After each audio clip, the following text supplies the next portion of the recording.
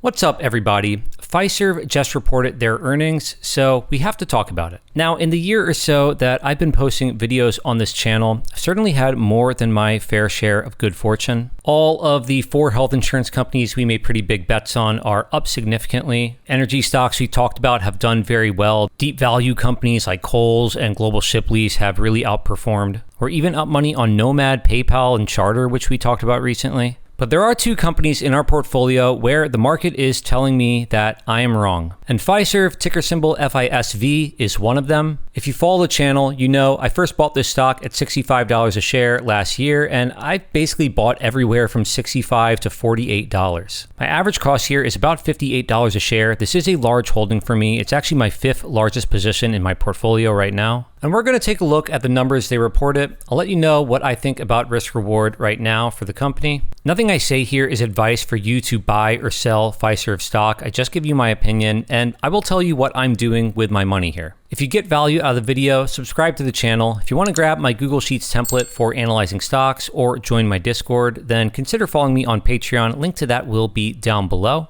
Now let's get into FISERV. And because I've talked about this company many times before, and a lot of you are probably familiar with the business, just going to give you a brief overview of what the company does. They have 2 halves. They have this merchant solution half, and then they have their financial solutions.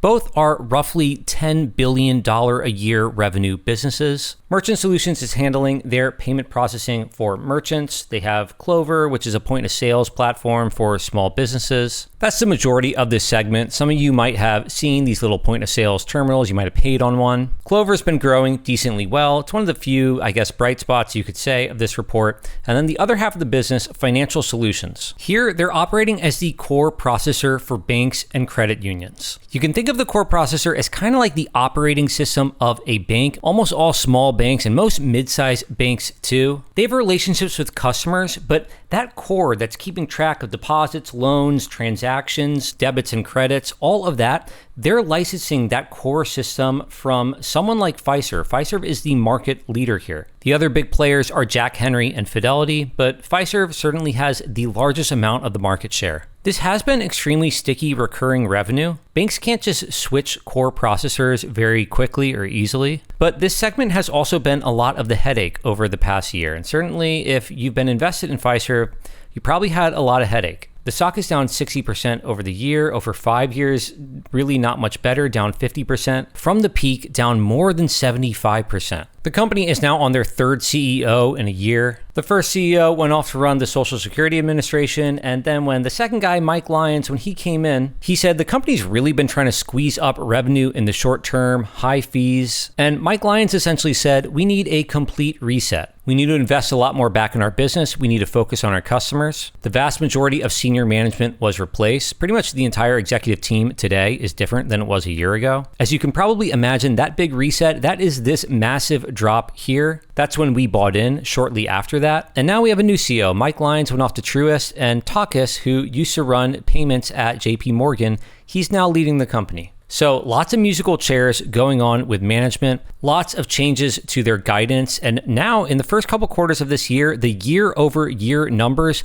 they look pretty ugly. There were quite a number of one-time things that were being recognized as revenue in the first half of last year that were being compared to now in these quarters, and the numbers don't look good. So let's start with the bad, which is pretty much just the reported numbers. Merchant Solutions segment down, 1% year over year, but this had been a big area of growth. Now they do say gross payment volume up 11%, and they still say up 10 to 15% for the year. So that's strong, but obviously you're not seeing that come through in the revenue right now. Now they said, if you just exclude what's happening with hardware and whatever's going on in Argentina, then Clover revenue, which is the majority of this, that would have been up 13%. And this is actually really going back to what Mike Lyons was talking about in this big reset. The numbers in the previous period were really exceptionally high. Argentina revenue was very high, one-time hardware implementation unusually high, and now when you're being compared to that, the growth doesn't look good. Financial Solutions, even worse. You see here that they're essentially flat quarter over quarter, but when you compare them to that year ago period, they're down about 8%. So the overall reported number for the quarter of down, maybe about 4-ish% on the top line. It's ugly, but management says the comps are going to look better in the back half of the year, and then going forward, they expect 4 to 6% growth on the top line. Frankly, the market is simply not going to take management's word for any of this. They're going to have to deliver before people start putting a lot of faith in their guidance. And if you look at the bottom line, the numbers are going to look even worse. The company is reinvesting a lot. That's being reflected in the decline in operating margin. But as the new management called out at the end of last year, they need to reinvest back into their products. They've rested on their laurels being a market leader, perhaps being a little complacent because it is so difficult for banks to switch over from one core processor to another. But churn was ticking up slightly, and they said, we need to have the best products. We need to focus on our customers. We need to develop things like FISERV, which is a cloud-based core processing system. And now they're saying core accounts is growing mid-single digits, payment platform transaction growth mid-single digits. FISERV, that cloud-based core, that has growth of 75%, they say. However, they don't really break down what the numbers are here. I imagine this is 75% off of an extremely small base. So they say we're turning the ship, and in the back half, when we're compared to more favorable comps, and then next year, we're going to return to growth. They say cash flow is still strong, which it is, over $1 billion in free cash flow in this quarter. And while they used to use cash flow primarily for repurchasing shares, they only repurchased $100 million of shares in the quarter, which is quite low. So unfortunately, like a lot of management, when the share price is down, they don't do a ton of share repurchases. When the share price is high, that's when they buy back stock. Obviously, that's not what we want to see. I mean, I can't punish the current management for the mistakes of the people before them. This management team has said, we want to be prudent. We want to lower our leverage. The debt in the business is quite high.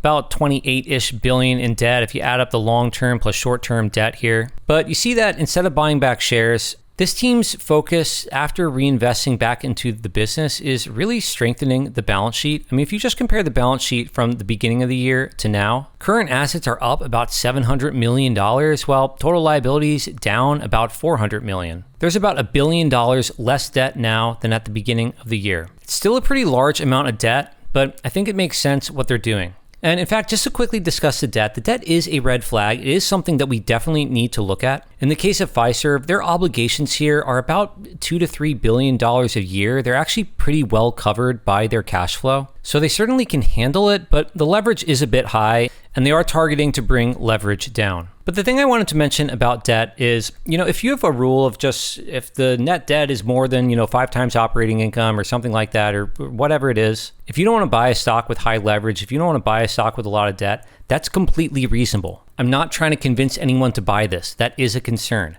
However, if you say that the debt is about the size of the market cap, or the debt is more than the market cap, therefore you shouldn't buy the stock, which is actually a comment that I received multiple times on previous FISERV videos. If you believe that comparing debt to market cap is a reasonable way of looking at debt, let me ask you a very simple question. If tomorrow you snap your fingers and FISERV were trading at, whatever, $80 a share, some $40 to $50 billion market cap, and at that point, the market cap would be well higher than the debt. Do you think that tomorrow, when it's $80 a share, do you think it would be a better buy than it is today because tomorrow the market cap would be more than the debt? Or alternatively, if tomorrow you snap your fingers and FISERV were just, $10 a share, and you could buy this whole business for maybe like $5 billion, but that would mean that tomorrow the debt is 5 times the market cap. Do you think it would be a worse buy tomorrow because the debt would be so large relative to market cap? I hope it's clear that comparing the debt to the market cap is quite silly. You should compare debt to the operating income or EBITDA, or if you want a cash flow metric to compare it to free cash flow to the firm. In any case, getting back to FISERV, this is a business that still produces a ton of cash. This is a business with a dirt cheap valuation. They're trading for roughly 7 times their adjusted earnings per share. And if you're wondering, the main adjustment here is they're adding back amortization from past acquisitions. I think that's acceptable, but really your opinion about this investment,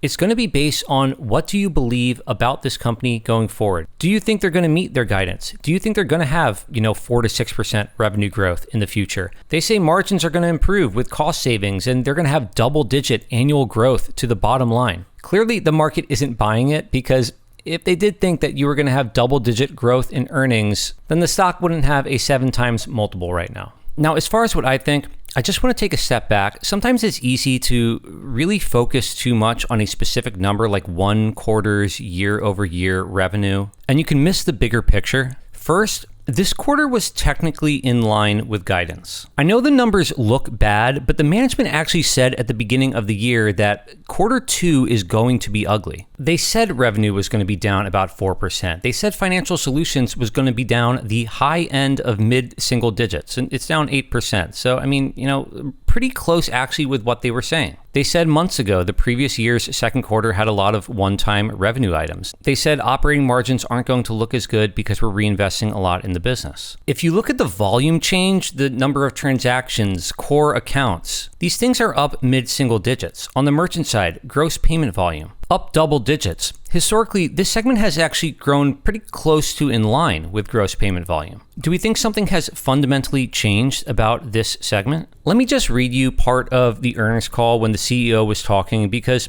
he essentially laid out my bull case for the company. He said, "I'm more confident than ever that FISERV is one of the most consequential businesses in our space. We process 1/3 of U.S. merchant gross payment volume. We have the number 1 share in U.S. issuer processing.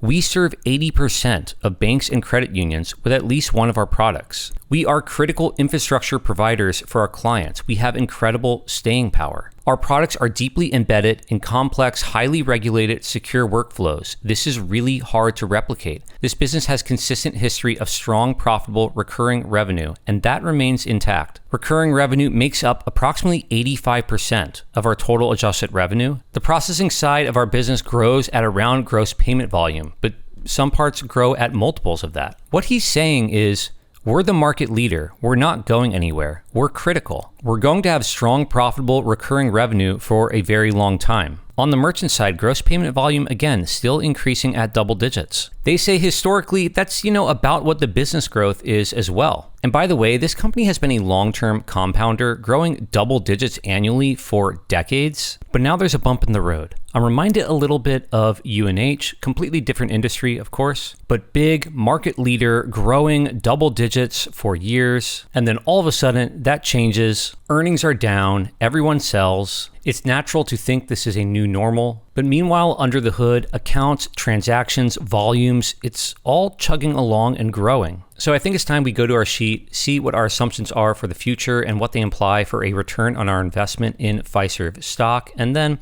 we'll also talk a little bit about the market response here. Now, my base, bear, and bull case, I don't think I've changed these numbers since the last time we looked at FISERV months ago. My base case, I had revenue growth for this year at 0% and then 4% after that. So basically the bottom end of guidance. I'm okay keeping that 4% growth, but for revenue this year, I'm going to bring it down to -1%. Operating margins I had at 28%. That was giving them credit for a bit of margin expansion from here.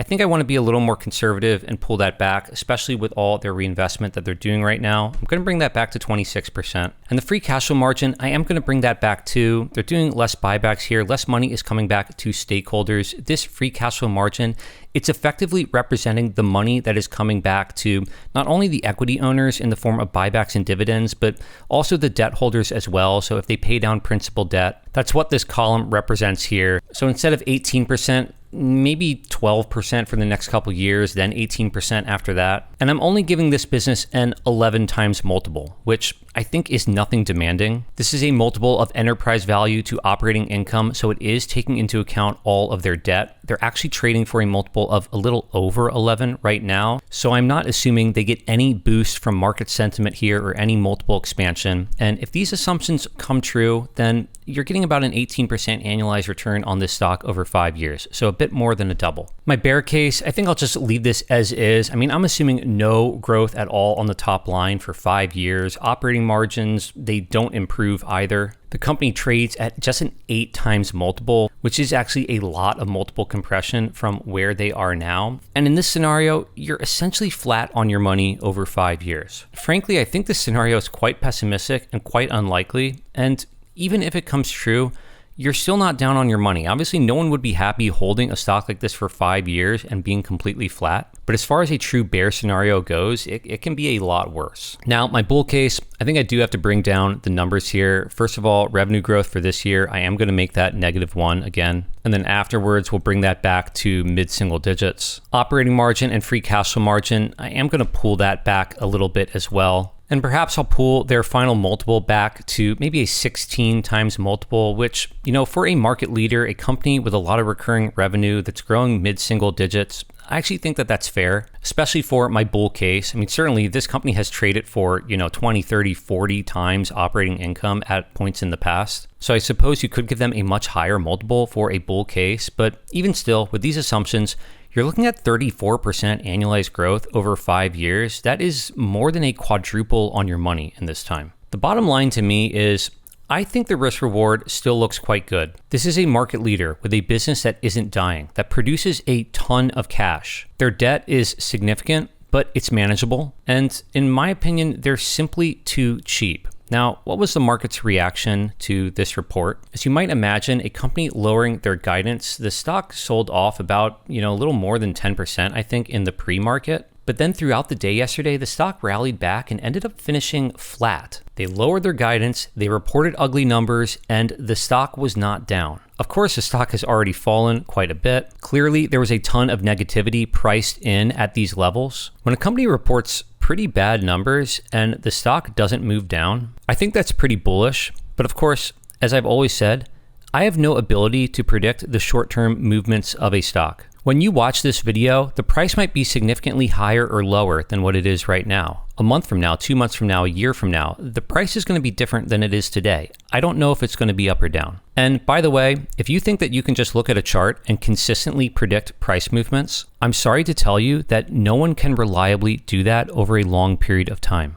Now, as far as what I'm doing with my money here, I'm just happy to keep holding my position. I think it's more likely that in a year, 2 years, 3 years, that I will be rewarded here. But of course, that isn't advice for you to buy FISERV stock. There's many reasons why a rational investor would choose to stay away. And as I said at the beginning of this video, this is one of the few stocks in my portfolio where thus far the market is telling me that I'm wrong. So with that, I think we'll end it here. Let me know what you think. If you agree or disagree with anything I said in this video, leave that down in a comment below. And if you got value out of the video, subscribe to the channel. If you want to join my Discord or grab my Google Sheets template for analyzing stocks, then consider following me on Patreon. Link to that will be down below. And I hope to see you all in another video.